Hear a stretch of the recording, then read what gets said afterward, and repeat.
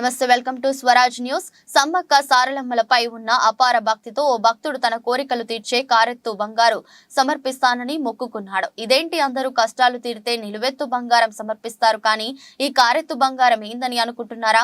తన కష్టాలు తొలగిపోయి కుటుంబం సంతోషంగా ఉండటంతో తన మొక్కులు తీర్చేందుకు కారులో బయలుదేరాడు. సిద్దిపేట జిల్లా బెజ్జంకి మండలం వీరాపూర్ గ్రామానికి చెందిన రమణాచారి అనే భక్తుడు కారు నడుపుకుంటూ కుటుంబాన్ని పోషిస్తుండగా తన కారుతో ఉపాధి పొంది కష్టాలు తొలగితే కారు బరువు ఎత్తు బెల్లాన్ని మేడారంలో సమ్మక్క సారక్కకు సమర్పిస్తారని మొక్కుకున్నారు.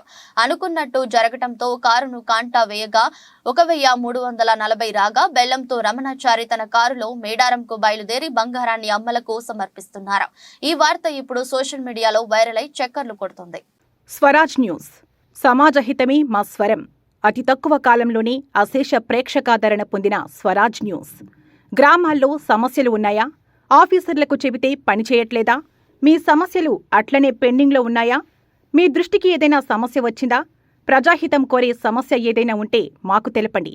డీటెయిల్స్, ఫోటోలు, వీడియోలు షేర్ చేయండి. మీరే మీ సమస్యకు ఫుల్ స్టాప్ పెట్టే రిపోర్టర్ కావచ్చు. సమస్య కనిపించిందా? వీడియో లేదంటే ఫోటోలు పంపించండి. దాన్ని మేము జనానికి చూపిస్తాం. Swaraj news WhatsApp number 9441623078.